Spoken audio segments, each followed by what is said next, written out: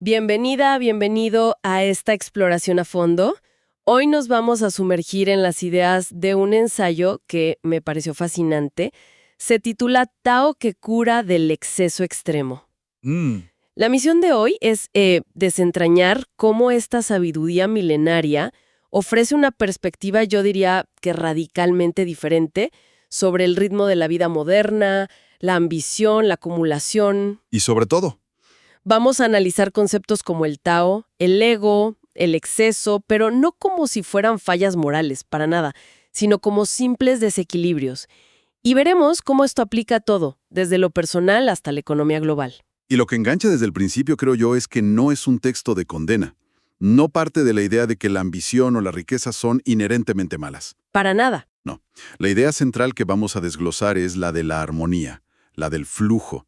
De hecho, la fuente usa una metáfora que es potentísima, la de un río que si deja de fluir, pues inevitablemente se convierte en un pantano. Bueno, empecemos a desempacar eso.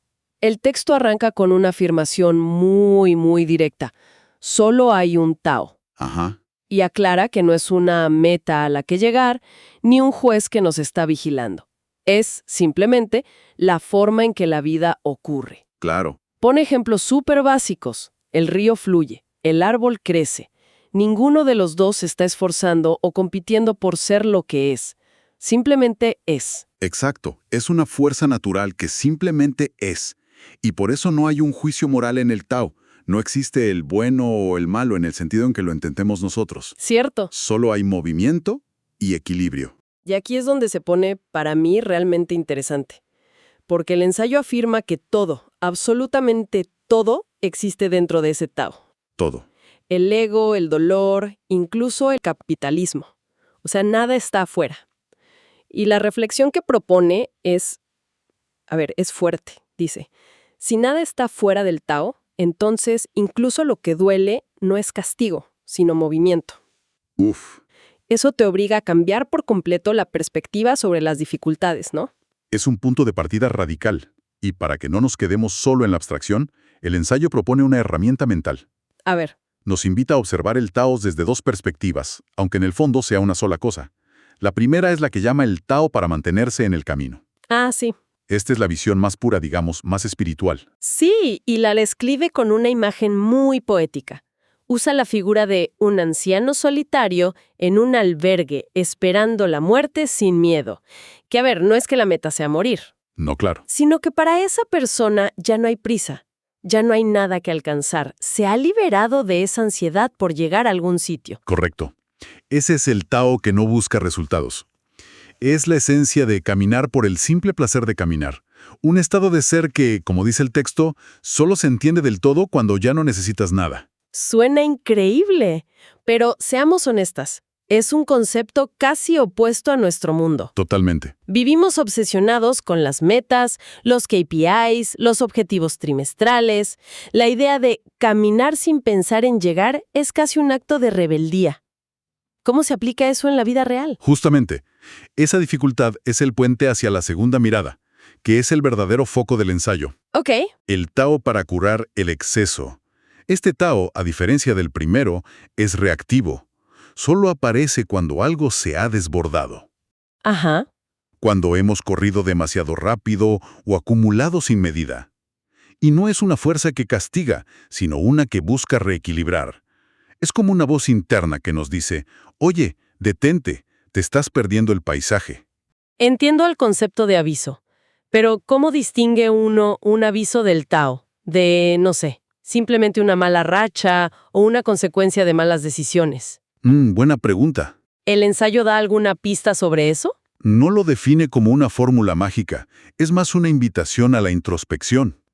El aviso suele manifestarse como una incomodidad persistente, ¿sabes? Una sensación de vacío a pesar de tenerlo todo, o una crisis que te obliga a parar. Claro. Como dice una de sus frases, el dolor no siempre es enemigo, a veces es aviso.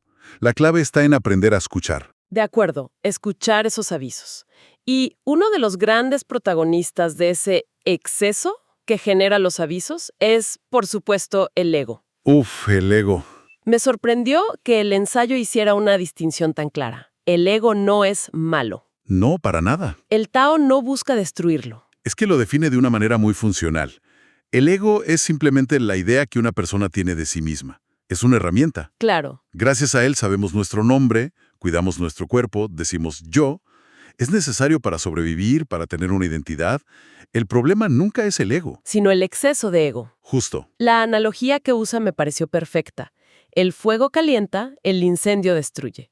Es que todo es una cuestión de medida. Un poco de fuego es esencial, demasiado lo consume todo. Y para que no quede en algo abstracto, el ensayo lo desglosa en 3 niveles muy claros que ayudan a entender dónde estamos parados. Exacto.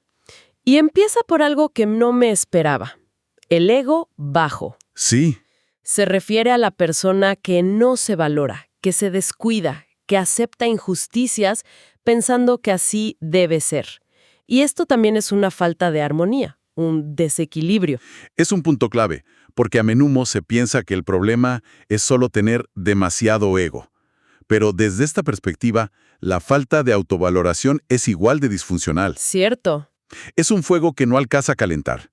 Luego, lógicamente, vendría el ego medio. Que sería el estado de equilibrio, la persona que se respeta, que pone límites, que cuida de sí misma sin pisar a los demás.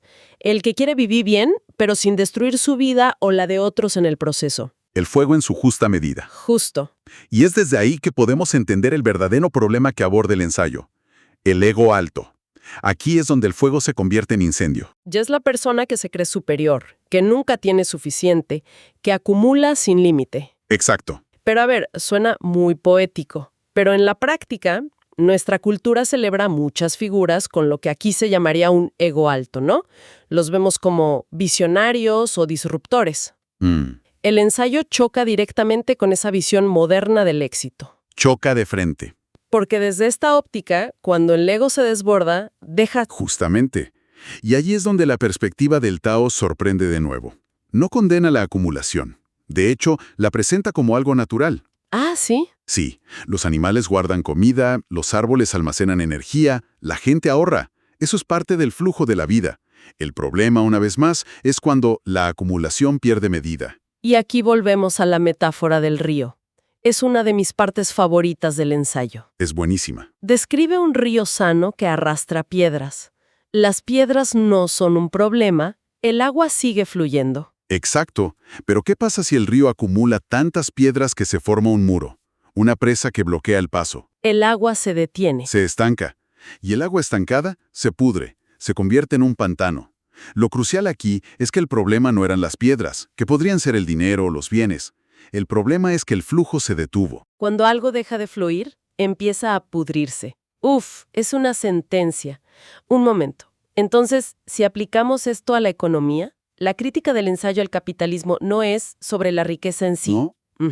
sino sobre la concentración de esa riqueza, sobre el hecho de que deja de fluir. Has dado en el clavo. El problema que señala no es el sistema, sino lo que llama el desbordamiento. Claro. Pone un ejemplo muy claro. Cuando una sola entidad controla casi todo un mercado, al punto de que nadie más puede competir, eso ya no es un sistema dinámico. Es estancamiento. Es la represa gigante. Claro. La represa acumula un poder inmenso, pero al hacerlo, mata la vida del río aguas abajo.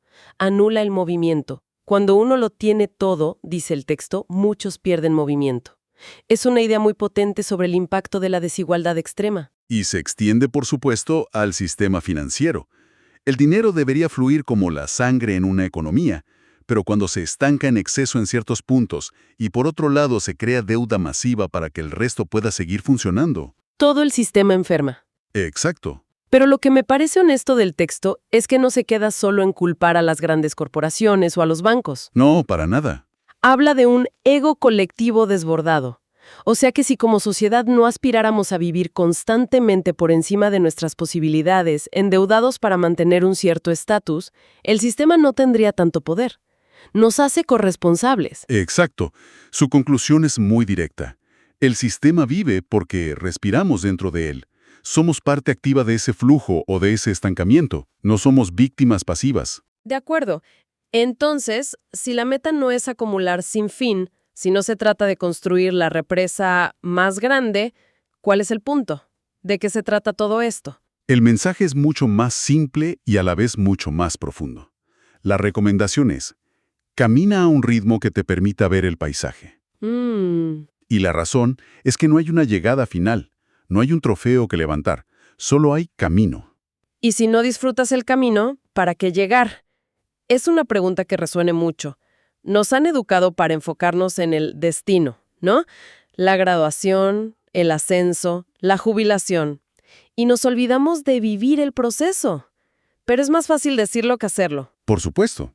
Y para ayudarnos en ese cambio de enfoque, el ensayo introduce una de sus ideas más profundas: aprender a ver lo invisible. Ver lo invisible. Sí, sostiene que lo invisible es lo que da sentido a lo visible. El ejemplo clásico que usa es el de la taza. El barro le da la forma, es lo visible, pero lo que la hace útil es el vacío, el hueco interior, que es invisible. Claro. Sin ese espacio, solo sería un trozo de cerámica sin función. Aquí es donde el ensayo se pone duro. Lleva esa idea a ejemplos de vida muy, muy concretos.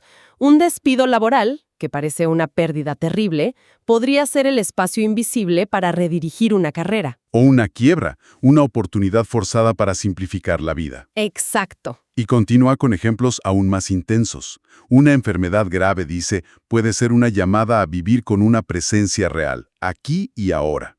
Un accidente, una pausa obligatoria para tomar conciencia. La idea es que en lo que percibimos como una pérdida o una catástrofe, a menudo se esconde un espacio para algo nuevo. Es una idea casi vertiginosa, ¿no? Nos pide reinterpretar los momentos más oscuros no como un final, sino como una apertura. Pero seamos sinceros, es increíblemente difícil ver una oportunidad en medio de una crisis real.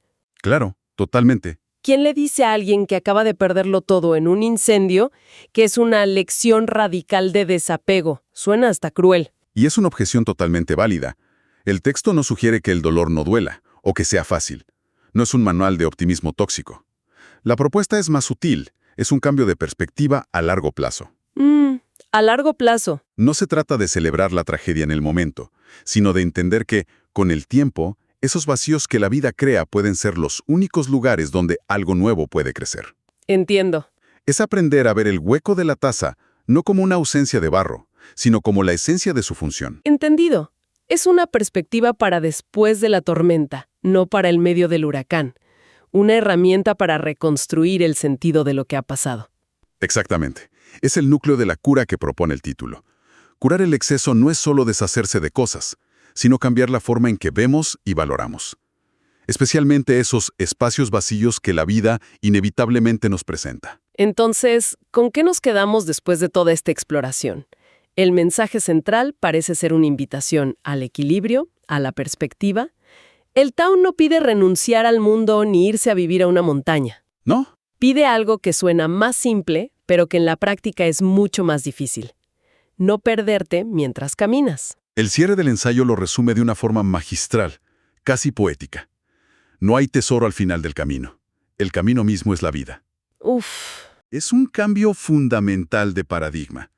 Pasar de una mentalidad orientada a la meta, al resultado final, a una orientada al proceso, al presente, al acto de caminar. Y esto nos deja con una última idea para la reflexión. Algo que se construya sobre todo lo que hemos analizado. El texto nos dice que lo que parece pérdida a veces es espacio, y que el vacío de una taza es lo que la hace útil. Así que la pregunta que me queda flotando, y que creo que es el verdadero desafío que nos deja esta lectura, es: si eso es cierto, ¿qué vacíos en nuestra vida, que actualmente vemos como una carencia, podrían ser en realidad el espacio que necesitamos para que algo nuevo pueda nacer?